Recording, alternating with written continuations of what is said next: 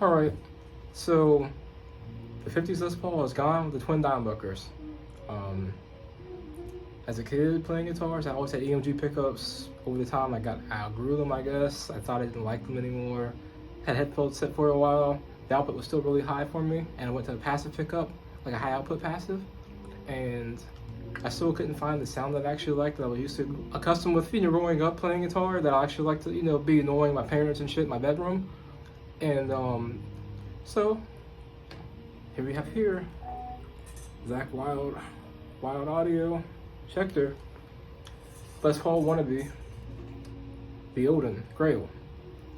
I traded it. I traded my Les Paul custom with the dimebuckers in it for this, and I found my tone immediately. And to be honest with you, the 81 is a good pickup because it doesn't sound too obnoxious. It still has an active tone that I kind of had started to outgrow, but I mean, with the genre of music I like to play, you can't beat having active pickups in a way. And the 81's not as bad as stuff that's out there now, like new blackouts that are out are really crazy. Some of the Fishman influences are really crazy sounding. The 81's still a mild active pickup. The headphone set's really crazy too, and like I said, active pickups in general are really obnoxious sounding, but with the 81 you can kind of adjust things a little bit. So I mean, even though it's still over the top for me, and in some ways I can adjust it better. I'm used to the 81, so let's see how it sounds with my MXR full bore metal into a Mesa Badlander. Into a Marshall cab of all things too. There's no Mesa cab here, but let's see how it sounds.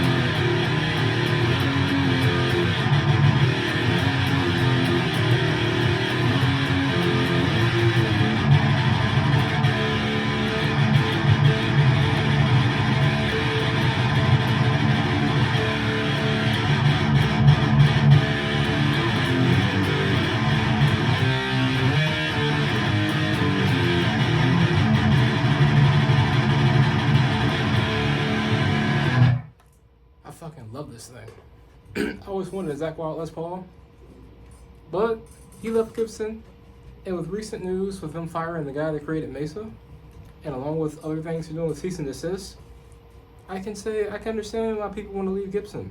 I still like the guitars, they're still amazing instruments, but I mean, for the most part, I mean, what the company's doing and the way it's going, I'm pretty sad. And I will say that $4,000 guitar by the time I was almost finished with it, like $3,000 for the guitar, another $400 for pickups, you know, by the time you do taxes and, you know, time putting pickups in, you got close to a $4,000 guitar almost. You know, $200 give or take less, but you know, you round it up to $4,000. You know, mind you, I did modify it, but still, you know, the car is finished, and I will say it's beautiful, the paint's immaculate, everything's well constructed, but I mean, by the time I spend $3,000 on the guitar by itself, it should not stay out of tune. That guitar falls out of tune all the time. There's no excuse for that. You know, I see what people are leaving Gibson. You know, like I said, they're good instruments, they're great, but you know, I understand people's pain. And this thing's just fucking amazing. Even the neck, it's like a 50s neck on the Gibson, but you get to the bottom, it gets a little wider like an Ivan is. So it's like a hybrid.